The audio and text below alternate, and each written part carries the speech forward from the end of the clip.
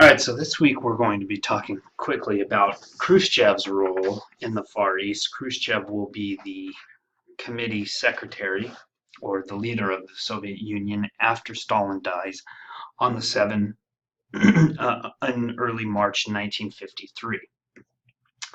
Now, on the 7th of March of 1953, right after Stalin died, someone broke Stalin's outstretched arm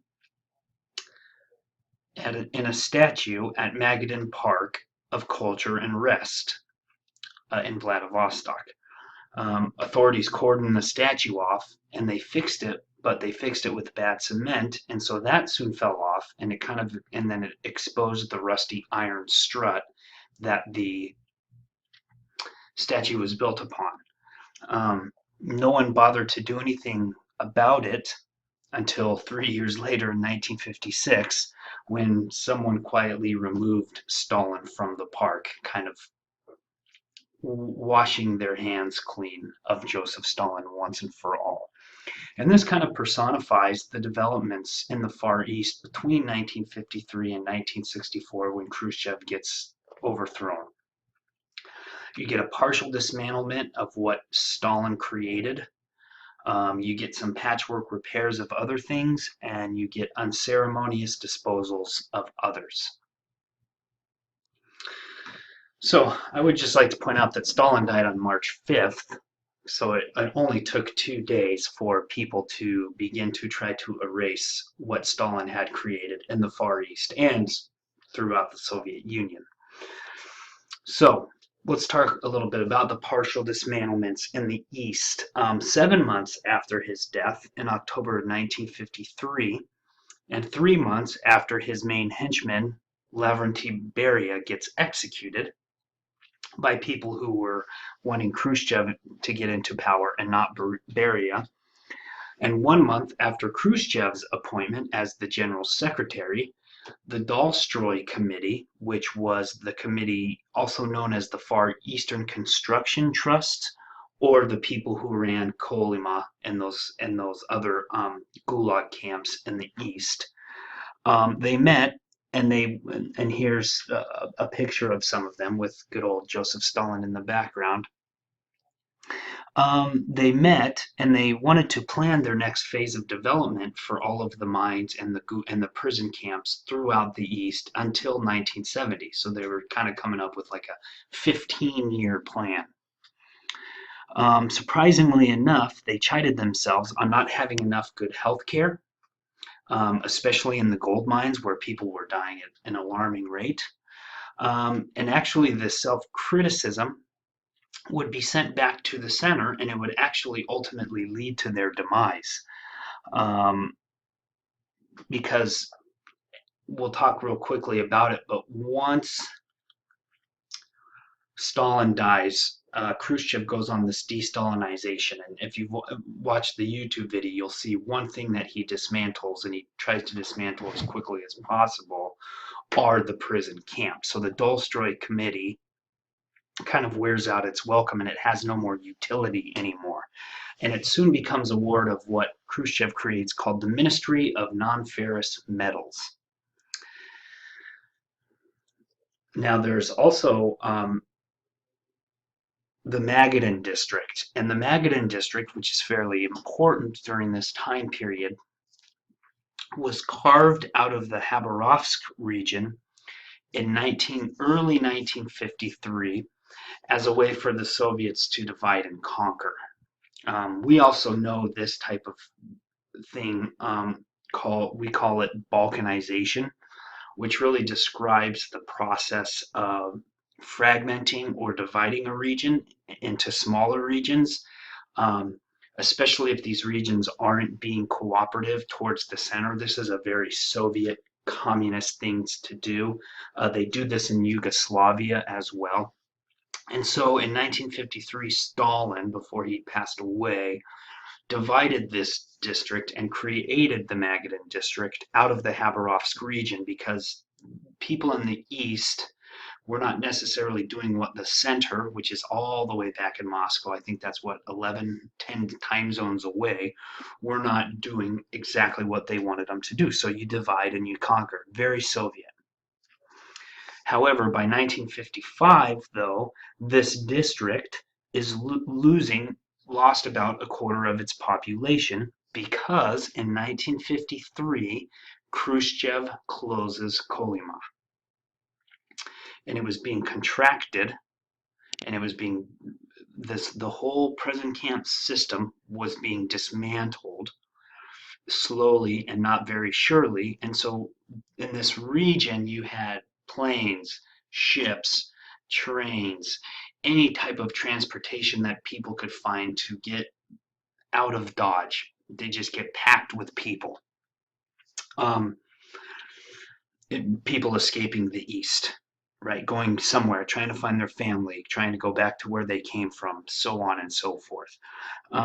However, this did not necessarily mean that you went home, because your home may have been taken from you, or your family is gone and nobody remembers you, or it didn't necessarily even mean that you survived, because many of those emerging from the uranium mine up there, which was closed also in 1955, they carried lethal doses of radiation, and most of them perished not too long after 1955. Um, and although the authorities try to put a bright spin on things, they open a resort called the Hot Springs in this region. They're saying, "Hey, look, we dismantled this prison labor camp system, and we put a hotel there, and everything's fine now." Even though they do this and they try and they're trying to de-Stalinize and say, "Look how much nicer we are than Stalin was," obviously the past clung to Kolyma. Right? You just don't forget that. You still don't forget that. And not to mention, there's actual physical signs of these labor camps everywhere. You have children growing up amid rusted barbed wire. Um, there are there are stories about kids finding, skulls and human bones, down by the rivers, and just playing with them. I mean, if you watched the video last week, the amount of death and destruction that was brought, you just didn't have a place to hide all of those people once they died, right? So you just kind of put them in riverbeds or buried them. And not only were people trying to pick up the pieces of their lives and find relatives that maybe or maybe not alive, but many of those who worked for the MVD, the Interior Ministry police, or the MGB, kind of the forefront to the KGB, many of those men who worked who were the overseers of these camps also left the region, and they went to look for work in factories, in the public police, and the government. Um,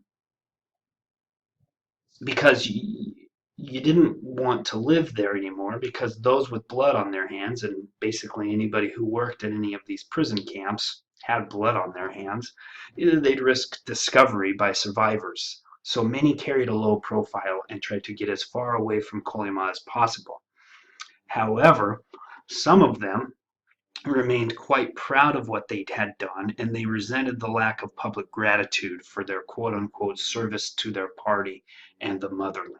Right? They're saying, "Hey, listen, these people were criminals, and we actually put them to work and did something for you. We mined gold, we mined uranium, so on and so forth. We built railroads. So you know, where's our rewards?" However, the whole idea of the partial dismantlement is that forced labor didn't just go away in the Soviet Union, even under Khrushchev. It did not disappear when Stalin disappeared. Um, the Department of Internal Affairs, which is the MVD, still operated labor camps for juvenile delinquents, parasites. Parasites is a very Soviet term. They also have a term called hooligan. These are basically black marketeers, or what they would call capitalists, people who get caught trying to make money on the black market. or people who parasites are often people who don't show up for work when they're supposed to, uh, and so on and so forth. Alcoholics and addicts as well were still kind of made into some of these forced labor camps. They also served as guinea pigs for atomic explosions in the furthest northeast corner um, of Siberia. Up in here, there was a lot of atomic bomb practice up there, so to speak, like we did in New Mexico and Las Vegas, and on those small islands, the Soviets are doing it there. Um, they cleaned nozzles of nuclear submarines, and they even had a KGB hospital in Blagovichensk, which is kind of on the border of China down here. In here, where they did, what they colloquially called forensic medicine on inmates. And we all know forensic medicine means that you're doing medicine, you're understanding humans, and you're operating on people who are already dead. That's the idea of forensic medicine. But with these criminals, they're not necessarily dead when they're doing all of these things to them. Very Nazi-like, right? It's kind of like I don't know if you've heard, but the CIA really experimented with LSD a lot, right, to see if they could get people to brainwash them into doing things. Kind of the same thing down here. Um, so you had that. So the de-Stalinization process was different for everybody. Chekists, people in the MVD, people in the MGB, any other type of secret police, who they called Chekist, because the first real secret police that the Tsar created was called the Cheka. They were the first to feel the consequences of political realignment. Almost all of the bad guys who were in the Far East who remained, even a lot of the leaders who remained and tried to make a living after this, were shot. They vanished, or if they somehow evaded all of those things, Khrushchev and the Communist Party would send them away to other very small, innocuous government jobs that didn't mean anything, with very little political power. So not only did name changes on the door, but the quote unquote everywhere you went, you saw this quote that's called Stalin, the most beloved leader of all epochs and all peoples. This also began disappearing from buildings throughout the East and throughout the USSR. Local papers changed their names if they had Stalin in it. Local city streets, parks. I mean, the list goes on and on and on. Stalingrad's changed to Leningrad, right? I mean, quickly people are trying to wipe Stalin kind of off the map. They're trying to forget everything about him, like you're reading in your book now. And people from all occupations, especially in the Far East, dead or alive, poets, political prisoners, writers, and so on and so on. All of these people, whether they're dead or alive, they get rehabilitated. Which, if you pass away in a gulag, that doesn't really mean that much, but it does mean a lot to your family if the government comes out and says, "Hey, actually, it was wrong, but hey, that's Stalin. We tried to stop him, but we couldn't. Eventually, we rehabilitated him, and everything is going to go back to normal for you." Meanwhile, in late 1956, in February 1956, Khrushchev gives a secret speech to the Communist Party, and it comes out. The Central Committee, or the government, issues a document on what is called Stalin's Cult of Personality. And this was distributed for discussion throughout the USSR and for party cells on collective farms, factories, school, etc., etc. So basically what Khrushchev does in about 30 seconds or less is in the secret speech, he says, "We followed the wrong leader. Those 5 those 5-year plans and all the death and destruction and this idea of world revolution that Stalin brought is wrong. What we need to do is we need to have kind of a, I don't know how else to put it, maybe a kindler, gentler communism, and that starts with denouncing Stalin and his, cult of personality. So everywhere you go, you didn't see Stalin's face everywhere. You didn't see signs that called him the most beloved leader of all epochs and peoples. And so that's what happens with the dismantling of the prisons. And we'll talk a little bit later. Khrushchev tries to get, quote unquote, an apartment for every single family in the East, and so on and so forth. So they're really distancing themselves from Stalin. They talked about it in the Mongol book about this ideology of silence. See, so they're already trying to push Stalin to the background, and you'll get that in your last book as well. Is this idea of trying to create maybe not even an alternate history, but just kind of trying to wipe out as much as possible. But instead of a detoxification for the whole country, kind of like Khrushchev and the Communist Party was hoping for, many felt betrayed because, as we know, nothing enrages people more than to feel that they have been have been engaged in unprofitable adulation. Basically meaning you're telling a lot of people that the last 30 years of your life and some of the bad things you've done without hesitation because of your loyalty to Stalin was wrong. And people don't like hearing that. However, a breath of life was invigorated into education, science, and literature. And in the East, the Far Eastern State University reopened after 17 years of being closed. And many of the men and women who had been sent to the gulags as political prisoners or people who wrote things that were anti-Stalin, after they were released from the labor camps, they were resurrected and hired on as faculty, right? This is kind of this de-Stalinization. Sorry we put you in the gulag. That was not very nice of you. Here's a job. Also, the whole idea of Kolyma and prison camps burst into print in November of 1962 when Izvestia, which is a very important newspaper in the Soviet Union and Russia today, when their editor, Alexei Adjubai, who was actually Nikita Khrushchev's son, Khrushchev, who is now the leader of the Communist Party, son-in-law, he published a story by a Chita writer about what went on in Kolyma.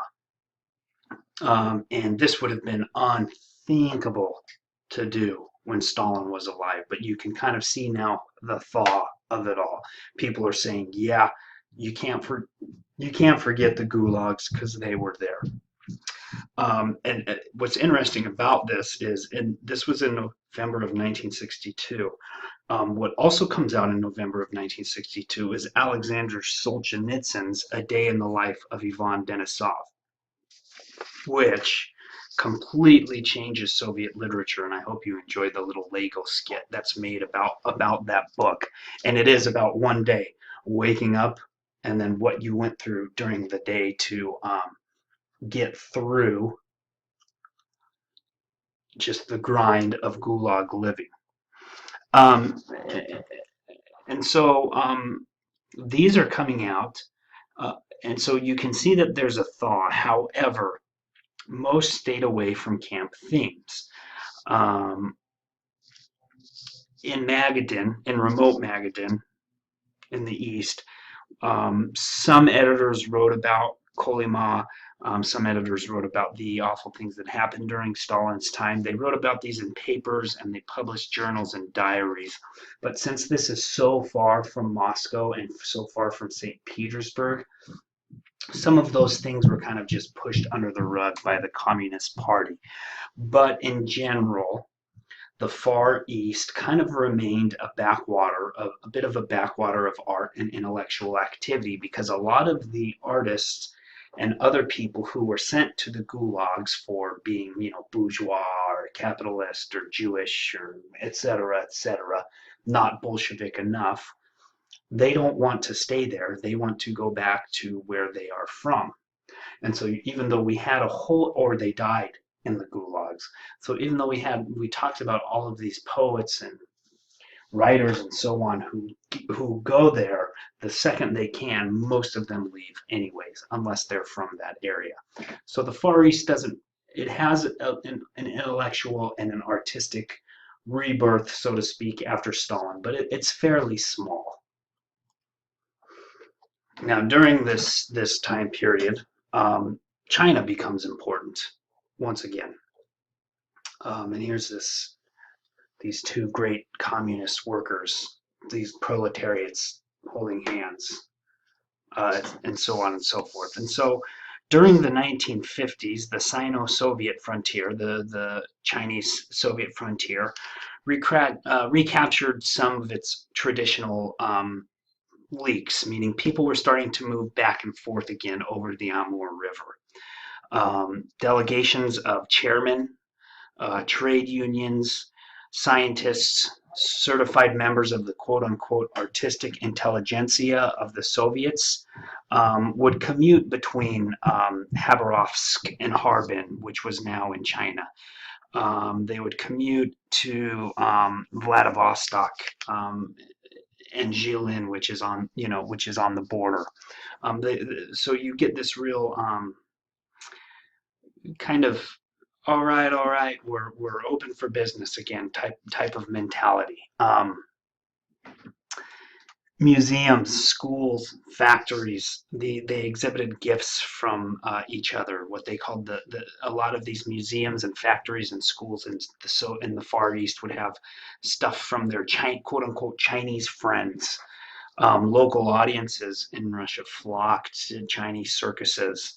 Loudspeakers in parks and stadiums barked the familiar refrain, "Stalin and Mao are listening to us," from the famous song Moscow Peking, which I put up on your, listen to that, it's great, which I put up on your website, Total Propaganda. And you can tell it's propaganda even though you don't know what they're saying, if you don't know what they're saying. I mean, it's just typical Soviet Chinese type music.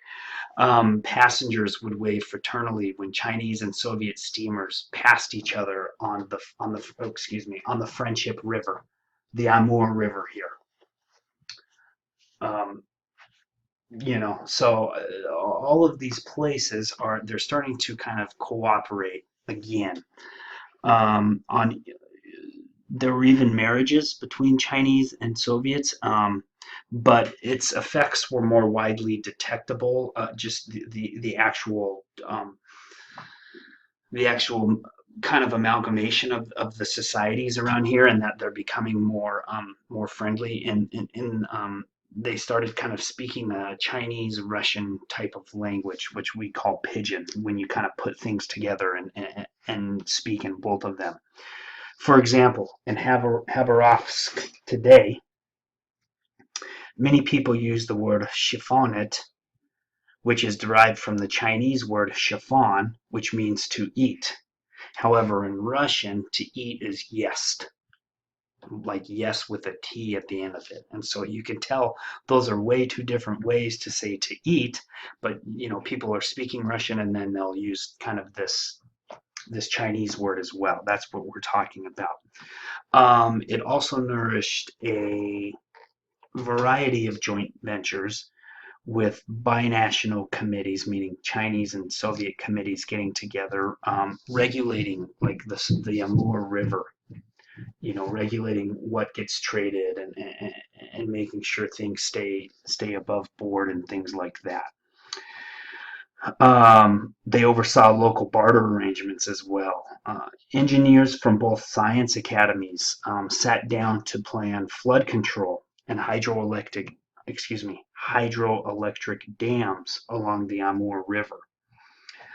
Surveys were made for canals linking the Ussuri to the Sea of Japan, and so on and so forth. So you're really trying to build they're really trying to build this connection between them. And you know, obviously, if you're America looking at this, you're not too excited about basically the two largest countries in the world are now communist, and they're kind of starting to become friendly with each other. In 1954, Khrushchev and Mao actually agreed that 200,000 Chinese could come up and work seasonally in Siberia and the Far East, basically pay them to do prison labor. And it was even suggested by the Soviet chairman when they met in 1954 to have joint naval commands at Vladivostok, which would have very much scared the United States. But all good things come to an end, and so by the late 1950s, there is this fissure or this kind of breaking up of nice relations between the Soviets and the Chinese. And most of it was between the two. It was over who led the world communist, who led the charge in world communism and policy. So what happens is Mao really starts to Mao still believes in this world revolution of communism. Khrushchev, on the other hand, and then even Stalin at the end of his life, understood that the communist revolution and having workers of the world unite just was not feasible. It wasn't going to happen. This makes Mao mad, and he says, well, then we're going to take over. We're going to talk for anybody who's communist throughout the world. We're talking for them. You are not. And obviously, this makes the Soviets mad. Mao also launched at this time period his Great Leap Forward, which was on scale with what anything Stalin could do. If you're interested, not for this class, but you can look it up. Mao killed tens of millions of people, probably even more than Joseph Stalin, from starvation and overwork. The Great Leap Forward was kind of like an early Soviet 5-year plan to collectivize and industrialize China, which is very interesting because these two countries, Russia and China, are some of the least industrialized per capita, per population countries with any type of power in the world. You take away Africa. I mean, these are countries that are 95-96% rural peasantry, right? And so that's kind of the odd thing about all this. Meanwhile, Mao was calling Khrushchev too liberal, but he was still asking him for handouts because the Chinese government was bankrupt. And so Khrushchev kind of balks at Mao. They don't really have a great relationship with each other because they're both kind of fiery, but Mao's very Stalinist in his approach, and obviously we know that Khrushchev is going on this rapid de-Stalinization process. And like I said, Mao was dead set that he was still looking for a world revolution. And so these kind of cracks in the armor between these two, or cracks in the relationship, so to speak, really started to show in the Far East first. Haveroff citizens all of a sudden found themselves that something was amiss when they could no longer meet with people near the Amur River. The Amur River kind of becomes kind of slow, kind of overnight, this place where it's not that easy to cross anymore. And it really started to show that these two communist countries were not getting along, or republics, whatever, when Soviet advisors, especially from the engineering centers of the East, are forced to leave China in 1960. And that's when people realized that the Chinese and the Soviet Union aren't necessarily as friendly as possible. And obviously the United States knows this quickly. And so what was once very scary to them, the United States realizes quickly that also that maybe Mao and Khrushchev fighting each other is not the worst thing in the world. Khrushchev is really starting to look at the Pacific Ocean as something that needs to be maybe not exploited, but yeah, exploited. Like the Russians kind of got away from this very important part of the world, and so Khrushchev kind of turns his eye towards them. Now he's more interested in Ukraine, and because that's where a lot of the food comes from, and he's trying to rebuild that society. But he does look at the Far East. Um, and this is kind of a time of re-engagement for the center, for people, the main Communist Party in Moscow and St. Petersburg, to kind of start looking at the East again, saying, okay, what can we do to use this vast amount of land that we have? Um, he was the thing about the Communist Party and the whole centralization of it all is that in the end, when you want to do really large reforms, it's hard because you're going to be constrained by weak infrastructure, but you're also going to be constrained by red tape. And so the process of development, it kind of goes uneven in the Far East, and it also reflects Khrushchev's own impulses and inconsistency. But there is no question that he was free of the Stalinist paranoia of seeing conspiracies all around him.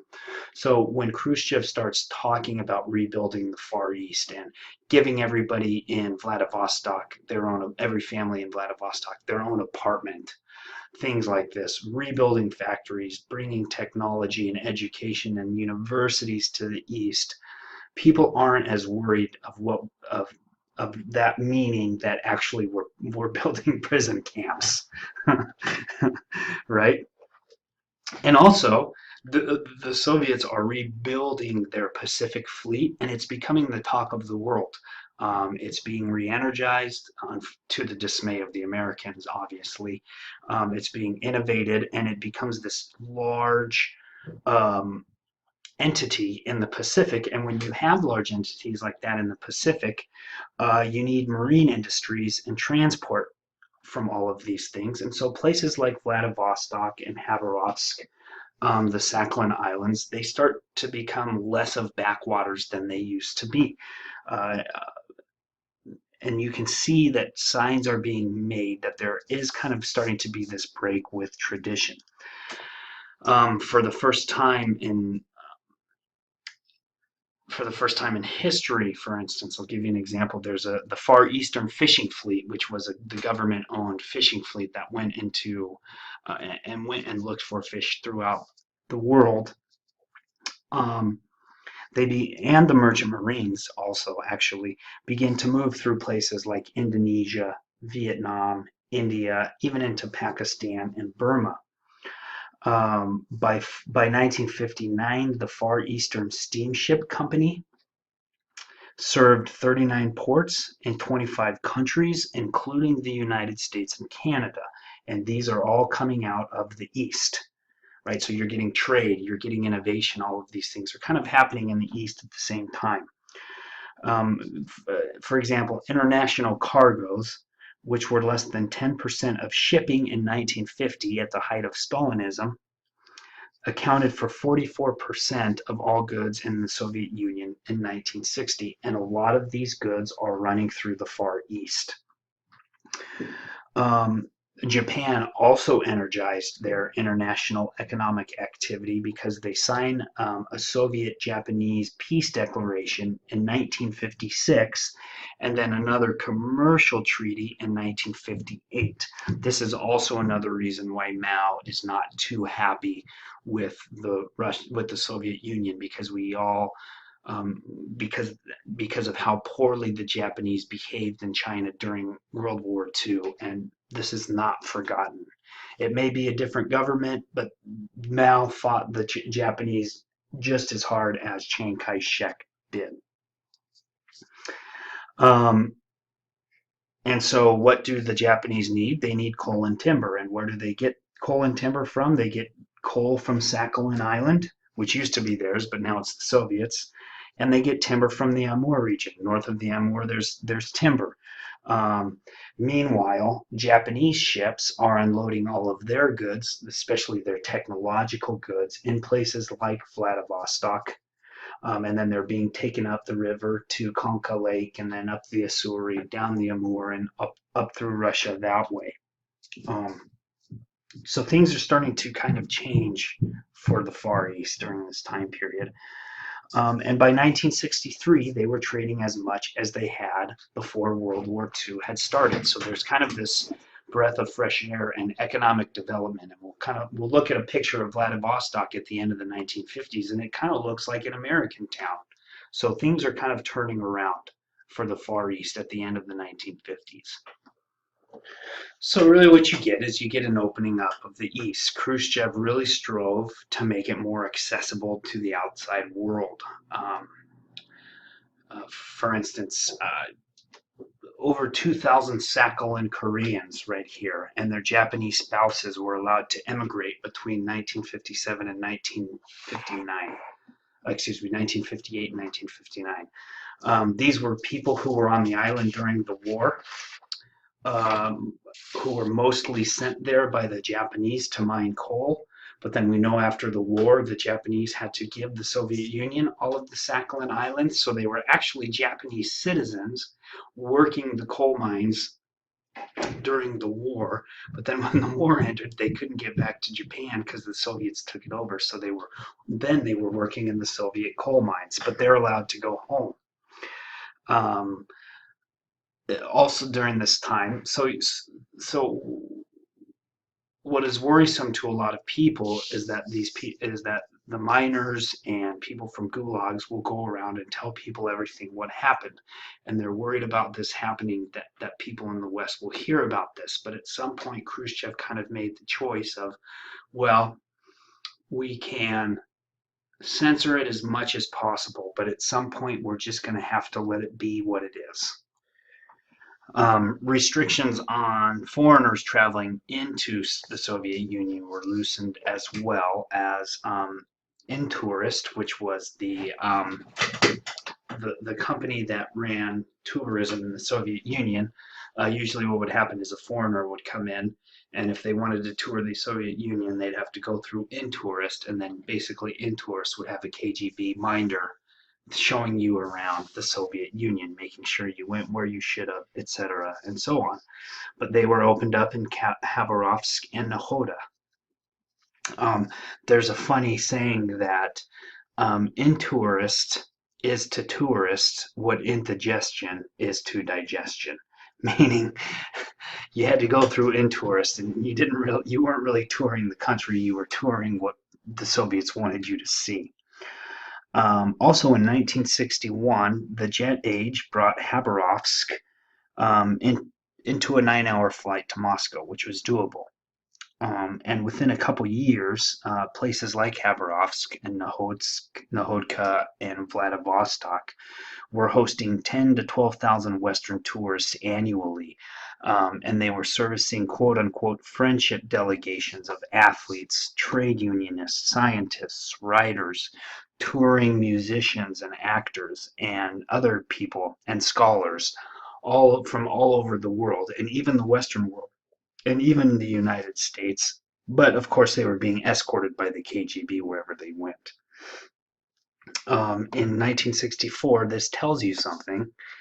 They even began publishing guidebooks in Japanese and English, right? So this is a definite thaw from the Stalinist era. So let's just kind of finish up and talk real quickly about Khrushchev's imprint on the region as a whole.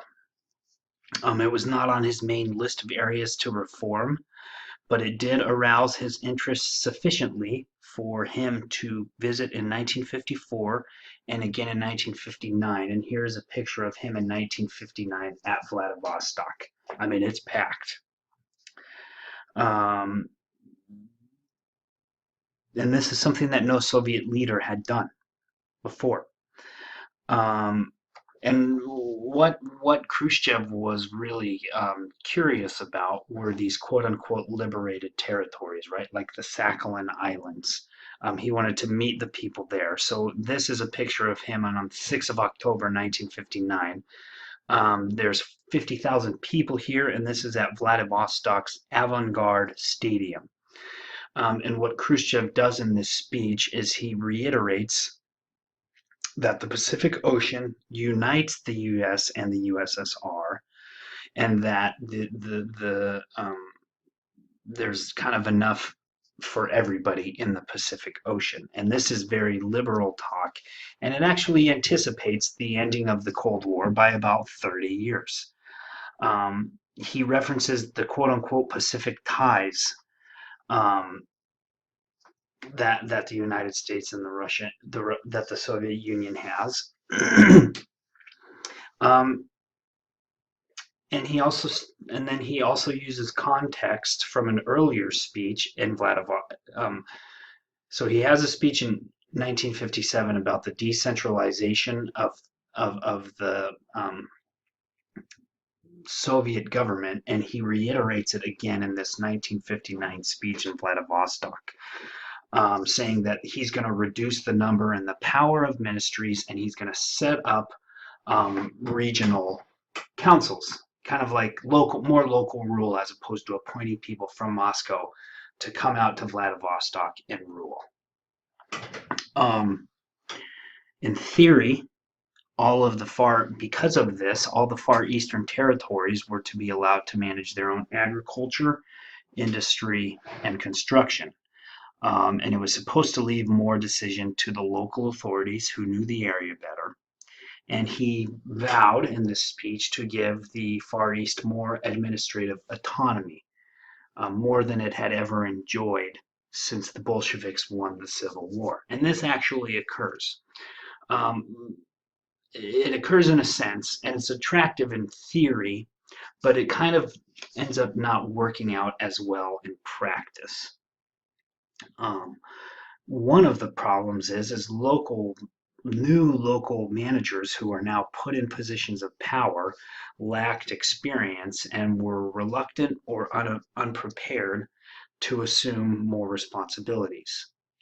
The central bureaucracy, especially the people who had been in power for so long, resented encroachment on its business, and eventually it will repossess them. And we'll talk a little bit more about that next week.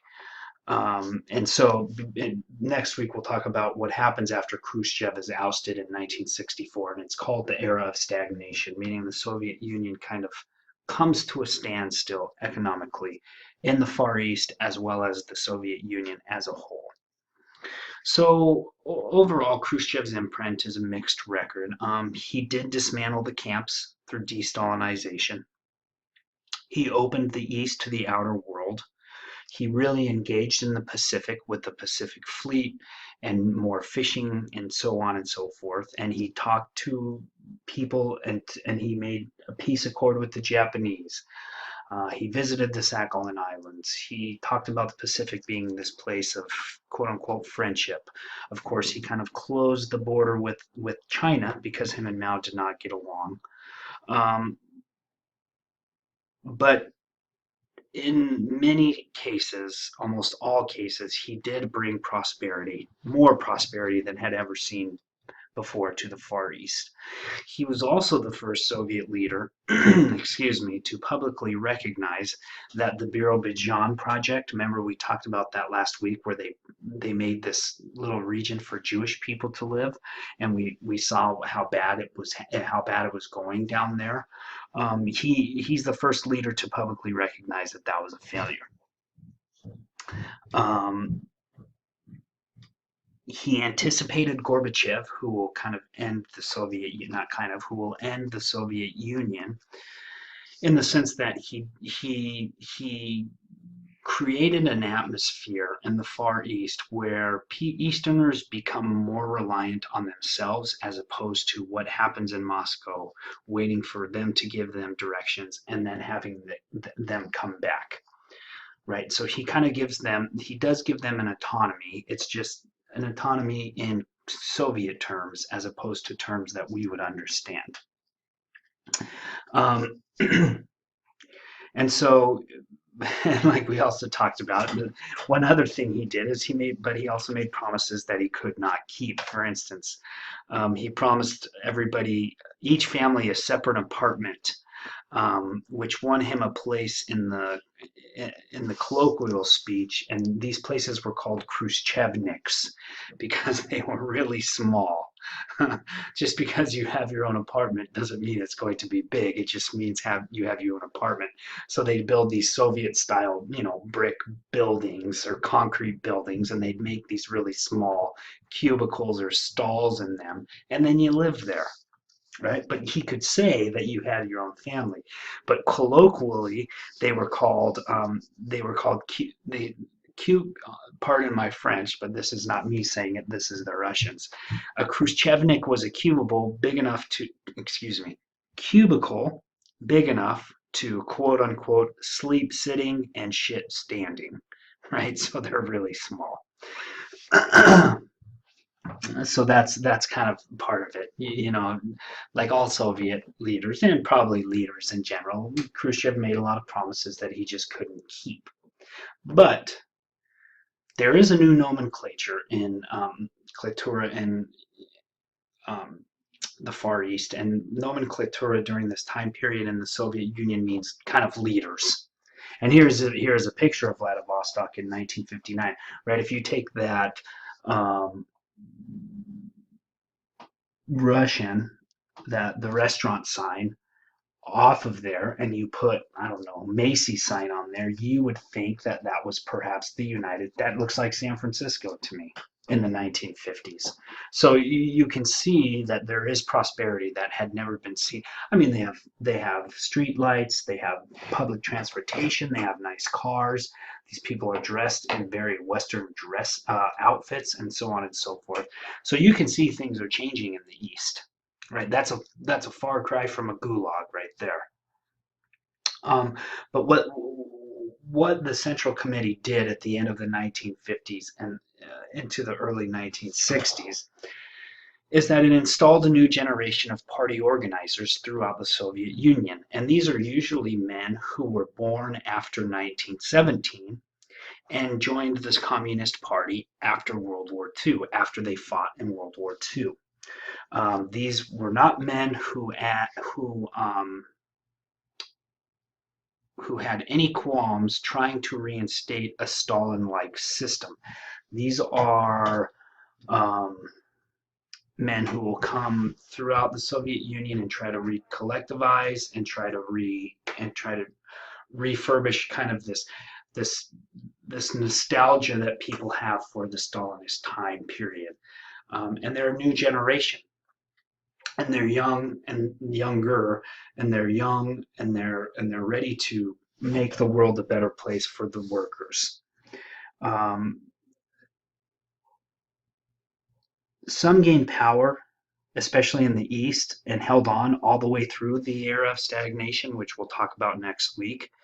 Some did not. Most of them shared some type of career pattern, though, and that most of them grew up in Moscow, got jobs through patronage or nepotism, meaning because your dad had the job, now you have it, or your friend's family had the job, and then you get it, and so on and so forth. And they alternated between working in the center, Moscow, and out in the provinces. So it was not uncommon for one of these new nomenclature we call apparatchiks to occupy a minor position in the Vladivostok Municipal Committee, spend a few years, kind of move up the ladder a little bit, then get a better job and spend a few years in like the Jewish Autonomous District Party, where he kind of ran things a little more. He'd stay there for a couple years, and then he'd settle into the Habarovsk or the Maritime Regional Committee. And then they would just kind of work their way up, moving from town to town through the party organization. It's kind of like what people do today when they work for companies or the state, right? if you're working in Florida and there's a job that comes up in Anchorage that pays $30,000 more, you're going to try to get that job because you work for the same company. Same thing with the state. So that's what these people are doing, but they're staying in the Far East, which is very interesting because it's kind of becoming this place that not it's like also like this picture, that's a far cry from Siberia as well, or ideas of Siberia. um, and a lot of these men, and we'll see that these men, usually what happens in Soviet period when a new leader comes, they kind of purge the committee, they purge the government of people who were loyal, like people who were loyal to Stalin got purged by Khrushchev. So when Khrushchev's overthrown, the idea was that people who were loyal to him would also get purged, but a lot of the people in the Far East who remained actually remained in power because they showed an unquestioning deference to the center. And you combine this with a highly developed instinct for self-preservation, and a lot of the leaders in the Far East prolonged their careers that way. However, as we will see, this did not equip them for the creeping cynicism and apathy that will be felt in the East during what is called the era of stagnation, which we will talk about next week. So, without doubt, when Joseph Stalin dies and the Far East gets de-Stalinized, there is no question that life gets better for almost everybody in the Far East. The question is how much better did it get? And the other question is what is going to happen after this? But as you will look in your assignment today, the question will be, what is Khrushchev's imprint on the Far East? And overall, and it seems that, life got better for most people, basically because he closed the gulags. So that's your assignment for the week. Sorry it's so late. We had technical difficulties, and then I had a speech to do, and just life gets really, really busy. So with that, I'll let you, I'll give you more time, maybe let you turn it in by next Wednesday. Hope you enjoy, and let me know if you have any questions.